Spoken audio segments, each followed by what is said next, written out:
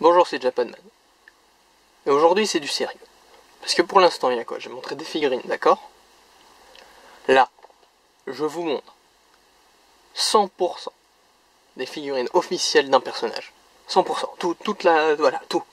Vous aurez toutes les figurines d'un personnage en même temps. Attention, préparez-vous. Je sais que c'est impressionnant. Voici 100% des figurines de ce personnage qui existent officiellement. Et c'est pas une blague, hein. Enfin si, du coup c'est un peu une blague parce que j'ai joué de manière théâtrale. Voilà, moi je suis un peu un acteur, mais en vrai, ouais non c'est vrai, hein, ce que je dis. Enfin si, c'était pour la blague, mais c'est vrai. Cette figurine, c'est la seule figurine de Risé. Par contre, vous m'excuserez, j'ai oublié son nom de famille, je ne suis pas un connaisseur de Tokyo Ghoul plus que ça. Voilà, donc c'est la seule figurine de ce personnage. Donc, ah oui, bon. En vrai, ça m'avait paru un peu bizarre, du coup j'ai fait des petites recherches. Il y a bien une autre figurine de ce personnage que j'ai trouvée. Mais là, elle a l'air un peu suspecte dans le sens où les premiers sites où tu les trouves c'est Wish et AliExpress. Et où les proportions sont un peu bizarres. Je vous mettrai une image là. Voilà, Japanman du montage, j'espère que tu as fait ton travail. Et donc voilà, donc ça c'était pour la parenthèse. Donc vous avez vu, hein, je pense, le fait qu'elle ait pas l'air super bien faite, plus oui chez AliExpress, bon, je pense que et que aussi elle n'est pas recensée sur la base de données que j'utilise. C'est pour ça que à la base j'ai dû faire la recherche. Je pense donc que c'est une fausse. Enfin un bootleg, hein, appelez ça comme vous voulez. Mais du coup, pour revenir à cette figurine là, plus précisément, donc la vraie, la seule figurine de Risé que j'ai trouvée, donc qui a priori qui existe de manière officielle. Donc voyons voir, cette figurine je l'ai eue dans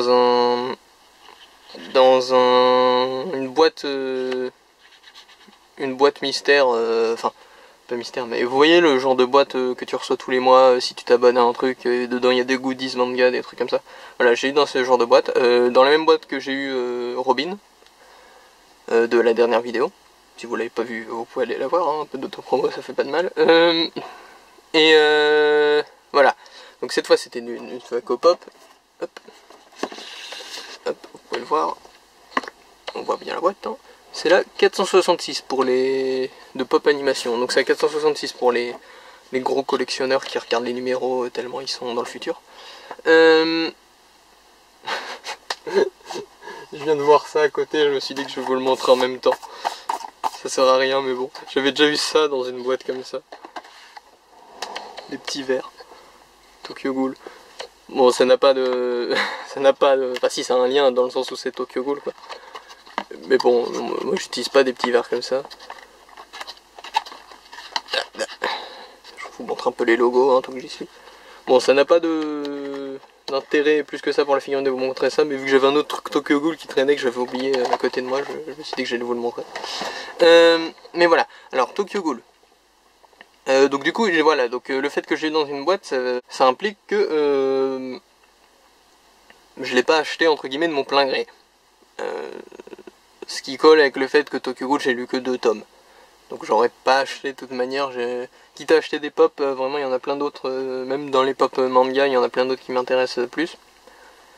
Mais, je dois dire que quand je regarde le dos, hop, et que je vois un peu, donc il y a, dans cette vague là en tout cas, je suppose qu'il y en avait d'autres avant, ou après, ou sûrement les deux. Donc il y a Ailf Kakuja Kaneki, donc Kaneki moitié Kakuja, mais je ne sais pas ce qu'est le Kakuja parce que j'ai lu que les 2 tomes. Enfin, peut-être que c'est dit dans les 2 tomes que j'ai oublié. Hein. Risé, Hyde et Uta. Alors si je dis pas de bêtises, donc là Kakuja, on le voit pas dans les 2 premiers tomes. Risé, on la voit.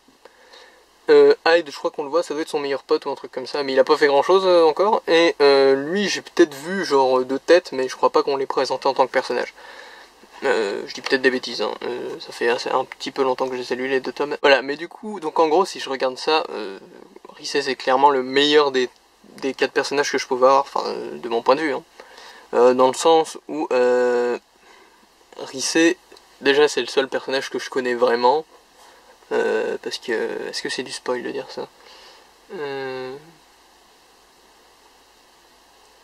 Est-ce que c'est du spoil de dire ça? Bah non, c'est pas... C'est dans le synopsis, allez. Parce que elle meurt quand tu la croises, en fait. C'est en fait c'est la goule qui sert de transfert d'organes à Kaneki. Si je dis pas de bêtises, hein, je trouve que c'est une autre personne et j'ai tout confondu. Mais bon, du coup ça fait que c'est le seul personnage que je connaissais un petit peu vraiment. Et à mon avis, elle revient peut-être sous forme d'esprit ou de trucs comme ça, enfin des trucs dans ce genre d'hallucination, de trucs dans la tête de Kaneki ou je ne sais quoi, mais je suis presque sûr qu'elle ressuscite pas. Du coup, c'est le seul personnage que je connais aussi bien que je le peux, quoi. Ce qui est plutôt cool. Parce que si j'avais eu... à la limite, lui, il aurait été peut-être un peu cool, parce que ça doit être une grosse figurine, mais bon, j'aurais fait, ouais, d'accord. Je ne connais pas cette transformation. Et lui, bon, bah, c'est le meilleur pote. Ça aurait peut-être un peu été marrant, mais bon. Et lui, j'aime pas trop son design, de manière générale, donc c'est pas plus mal que j'ai pas eu lui. Du coup, ouais, j'ai eu Riset. Hop. Et ça tombe bien, entre guillemets, que ce soit la seule figurine du personnage, parce que ça va me permettre de parler un peu des pop. Parce que bon, vous l'avez peut-être remarqué, hein, j'ai dû le dire à plusieurs reprises en plus, mais c'est une Funko Pop. Alors, plusieurs choses, on va déjà regarder un peu la figurine quand même. Vous voyez, il y a pas mal de... Bah, ça va fonctionner avec ce que je vais dire après. Vous voyez, il y a pas mal de détails. En vrai, hein, les chaussures, les trucs. On pourrait s'attendre à un... je vais vous le dire après, Et un truc que j'aime bien, c'est qu'il y a même un socle. Le socle, c'est pas systématique. Souvent, il y a pour les persos qui ne tiennent pas debout sans socle. Donc du coup, la plupart du temps, les personnages qui ont assez peu d'appui, ou qui ont une tête particulièrement lourde ou mal équilibrée. Et donc ça va me permettre de parler un peu des pop. Si vous voulez, les pop, pour ceux qui ne savent pas, dans les cercles un peu d'amateurs de figurines, c'est souvent vu un peu comme le fast-food de la figurine. Je sais pas si vous voyez ce que je veux dire. Dans le sens où t'en trouves partout, c'est un peu cheap, c'est facile à faire, c'est fait à la chaîne. Bah, je sais pas si c'est peint à la main d'une manière ou d'une autre, les pop, ou si c'est vraiment genre une machine qui balance de la peinture. Ça m'étonnerait pas qu'il y ait des parties peintes à la main quand même. Mais ouais, le gros est peut-être peint à la machine.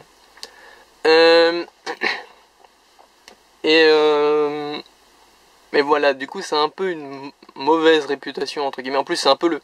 Vous voyez quand à chaque fois qu'il y a des gens qui arrivent dans une communauté ou dans un truc comme ça, il y a toujours ce truc de... c'est un peu un truc de casual. Vous voyez, il y a ça pour les jeux vidéo de ceux qui jouent que... à l'époque de la Wii, surtout ceux qui jouaient que... Les nouveaux joueurs qui achetaient une Wii juste pour faire Wii Sport, Wii Fit, les trucs comme ça, c'était un peu les casual gamers. Bah maintenant il y a les casual fans de figurines, je sais pas comment appeler ça. Mais si vous voulez, casual ça veut dire occasionnel en anglais. Et du coup ouais, donc c'est les gens qui achètent des figurines de manière occasionnelle, qui sont pas des aficionados si vous voulez, qui sont pas des amateurs de figurines aguerris, qui en achètent que de temps en temps, et la plupart du temps du coup des pop. Donc du coup ça fait que les plus élitistes on va dire des amateurs de figurines n'aiment pas trop ces figurines. Et les moins gentils n'aiment pas trop les gens qui les collectionnent non plus. Donc moi je suis pas dans ce cas là, hein. Vous l'aurez vu, je vous ai déjà montré plusieurs fois des pop, enfin au moins la dernière fois dans mes vidéos, et là je vous en montre une autre. Et moi les pop, je trouve que ça a pas mal de bienfaits, et je trouve que ça en est l'exemple le plus... c'est le meilleur exemple que je pouvais imaginer, parce que là on a littéralement le cas d'un personnage qui n'avait pas de figurine avant sa pop. Alors qu'on est quand même dans le monde des mangas, des trucs comme ça, et en plus un manga assez populaire. Ce qui fait que tu t'attendrais à ce que à peu près tous les persos appréciables par les gens aient une pop. Une pop non, et une figurine, déjà. Et là, c'est pas le cas. Je veux dire, on n'est pas... Déjà, je trouve ça très cool que ça permette d'avoir des figurines pour des trucs genre des séries télé, des trucs comme ça qui n'auraient jamais eu de figurines autrement. Parce qu'une série télé, c'est pas ce qui se prête le plus à avoir une figurine, mais un truc un peu stylisé comme ça, qui fait hommage à la culture populaire, ça passe mieux. Mais pour un truc genre qui... Je veux dire, Tokyo Ghoul, c'est assez populaire, il me semble. Donc ça doit avoir un minimum de figurines, quoi. Et ce personnage-là n'en avait jamais eu. C'est-à-dire que s'il n'y avait pas eu la pop, et qu'un fan de Rise voulait une petite figurine, ben vous savez ce qu'il aurait dû faire? Il aurait dû acheter un contrefaçon Wish moche que j'ai trouvé sur Google Images. Donc pour le coup, c'est vraiment une bonne chose. Ensuite, un truc que les gens n'aiment pas, de manière générale, c'est le fait que ce soit des petites figurines un peu moches, pas détaillées, machin. Ce qui en fait était peut-être plus ou moins vrai à l'époque, dans le sens où au début c'était peut-être un peu trop fidèle, je suis pas un spécialiste non plus donc j'ai peut-être des bêtises, peut-être un peu trop fidèle au gimmick grosse tête, petit corps, machin, où ils étaient tous dans la même position, ou je ne sais quoi. Mais ça fait plusieurs années que c'est plus comme ça c'est sûr. Parce que regardez, là, il suffit de voir. Vous pourriez vous attendre... Franchement, si je vous disais de vous imaginer le cliché d'une pop. D'une pop Rise. Vous sauriez sûrement imaginer un corps un peu plus petit. Des bras... sur les côtés. Enfin, vous voyez, pas dans une position sophistiquée avec les mains dans le dos, tout ça. Enfin voilà quoi, les lunettes vous auriez peut-être pas imaginé des lunettes transparentes comme ça ou je ne sais quoi. Ces cheveux, vous auriez peut-être imaginé un truc un peu moins élaboré, pareil.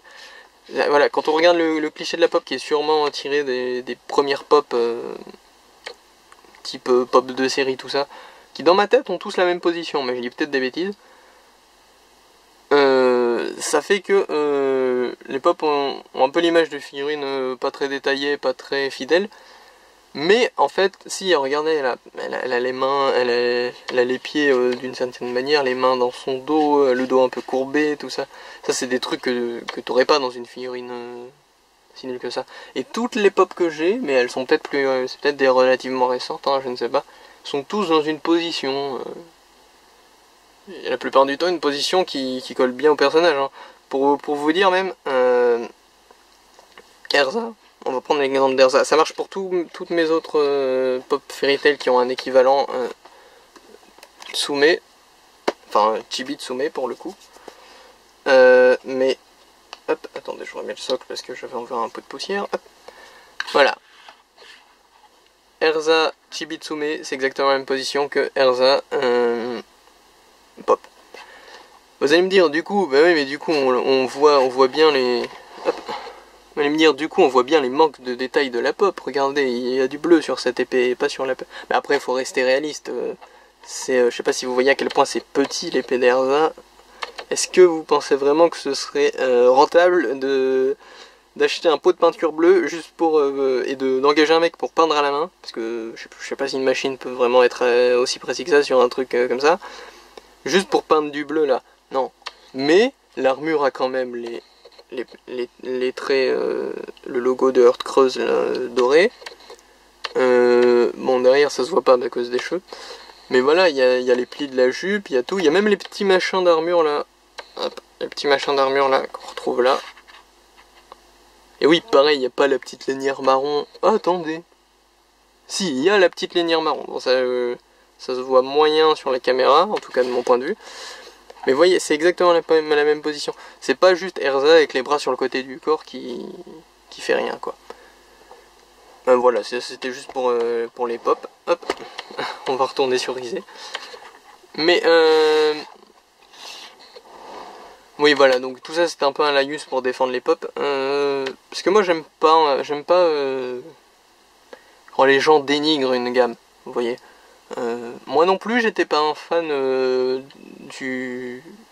du parti pris des pop, on va dire grosse tête, yeux noirs, pas de bouche, là, petit corps, même si du coup ça tend à être relativement faux, petit corps, hein, vous voyez, hop. Ouais, je pensais que... Ah ouais, non, en fait, même... j'allais dire, regardez, lui, le corps était un peu plus petit, mais non, en fait. Il faisait la même taille, c'est juste une impression.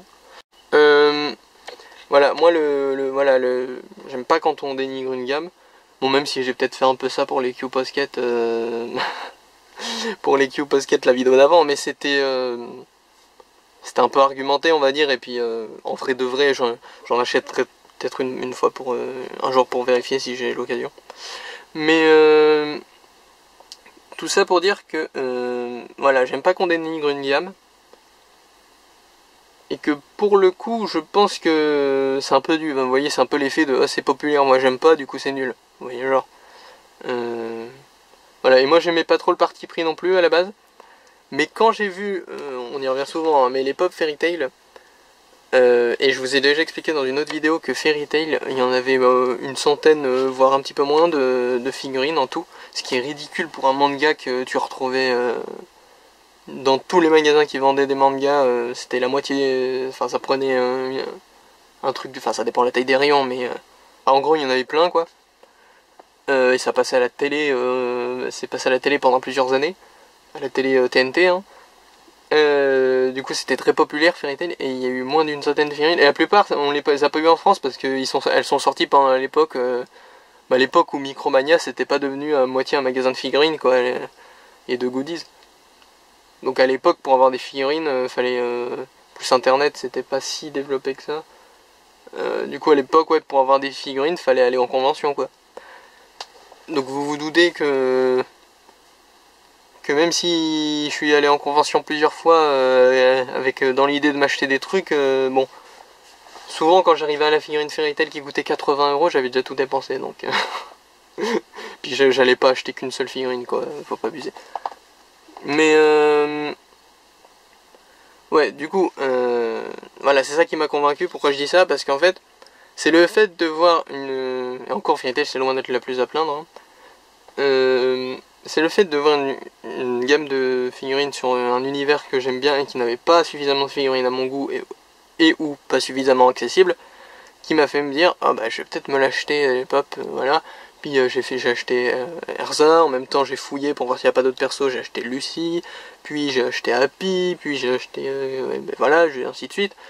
Puis je me suis dit ah bah tiens c'est vraiment cool ça, il y a aussi Teen Titans Go, oh, bah achetons une ou deux pop, oh il y a aussi Gravity Falls, achetons-en une, oh il y a aussi Soul Eater, achetons-en une, il y a aussi Yu-Gi-Oh, achetons-en une, oh Dragon Ball, achetons-en une, enfin vous voyez, bah, c'est au fur et à mesure, j'ai pas fait ça le même jour.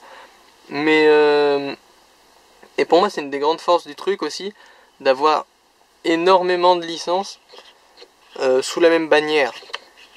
Ce qui fait que par exemple, imaginons que tu es fan de enfin un exemple de Fairy Tail et de j'essaie de trouver un exemple un peu éloigné du manga, mais je regarde je regarde mes étagères, du coup ça m'aide pas à penser à autre chose. Imaginons que tu es fan de Fairy Tail et de Game of Thrones, on va dire. Bon, l'exemple sera peut-être pas le plus accurate vu que j'ai jamais vu Game of Thrones et je suis pas un spécialiste des produits dérivés, mais bon, on va partir là-dessus. Donc, Game of Thrones et Fairy Tail.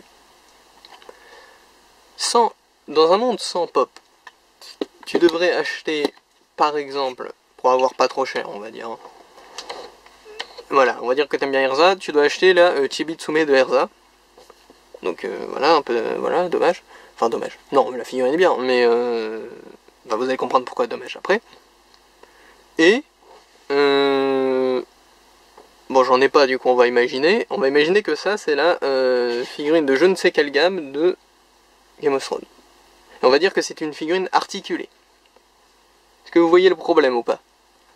C'est-à-dire le mec qui est fan de deux trucs, il a acheté deux figurines, il en a une, on va dire qu'elle fait vraiment cette taille là, hein. Il en a une plus petite, articulée, pas du tout dans le même style, dans un style plus réaliste logiquement. Et il en a une plus grande avec un socle inamovible, dans un autre style aussi. Alors que quand il a les deux pop, et ben voilà, les deux sont exactement dans le même style. Bon là pareil, il faut toujours imaginer que c'est un personnage de Game of Thrones. Hein. Les deux sont exactement dans le même style. Et c'est cohérent, c'est tout. C'est la même gamme. C'est la même raison pour laquelle les gens, les amateurs de figurines aiment bien avoir des dimensions précises pour leurs figurines. Non, c'est pas c'est pas celle-là qui est au centre de cette vidéo. Désolé, ouais, je suis parti beaucoup en digression et je suis parti beaucoup sur les pop Erza et Grey. Mais voilà, c'est parce que je voulais en parler. C'est la première fois que je montre une pop dans cette émission. C'est probablement pas la dernière. Même si je vous avoue que la période où j'en achetais plein tout le temps est un peu passée. Mais il y en a encore des Fairy Tail que j'ai pas, du coup celle-là, dans ma tête, il faudra forcément que je me les achète un jour. Donc vous les verrez sûrement un jour. Et en vrai, il y a plein d'autres pop qui m'intéresseraient si... Après, bon... Ah oui, aussi le fait que ce soit pas trop cher, c'est ça qui est bien, parce que imaginez la figurine Game of Thrones qu'on a dit tout à l'heure, je sais pas combien ça peut coûter moi, ça se trouve ça coûte... si ça se trouve le plus bas de gamme et le plus facile à trouver, il coûte 30 €, le truc Game of Thrones. Hors pop, hein. On avait dit que les pops n'existaient pas dans ce scénario. Et ben là au moins, t'es sûr pour 15 €, peut-être plus si c'est vraiment un truc collector et que les vendeurs t'arnaquent un peu quoi, mais sinon c'est bon. Bon après, pour être un peu juste quand même, là je viens de dire plein de trucs bien sur les pop. Ça reste une gamme qui a quelques lacunes. Par exemple, regardez là, je sais pas si vous voyez ma Lucie là. Bon, enfin un peu Michael Jackson quoi. C'est Michael Jackson qui faisait genre anti-gravité là. Qui fait genre ouais bon. Elle fait un peu Michael Jackson. Et c'est un peu énervant. Et pareil, ça doit être la gamme où j'ai eu le plus de problèmes de peinture, de trucs comme ça. Bon, pour encore défendre un petit peu, statistiquement c'est aussi une des gammes où j'en ai le plus, si tu comptes toutes les pop dans les mêmes gammes. Enfin je veux dire par là si tu comptes que toutes les pop font partie de la même gamme, parce qu'en vrai il y a pop animation, pop machin, mais bon pour moi c'est à peu près la même chose. Mais ouais, donc c'est aussi vrai que c'est une gamme qui peut être un peu lacunaire. J'ai notamment un... Hop là.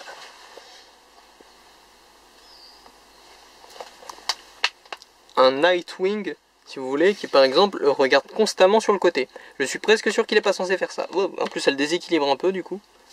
Voilà, Nightwing qui regarde constamment sur le côté. Je sais pas si ça se voit. Il y a un peu la tête penchée en plus.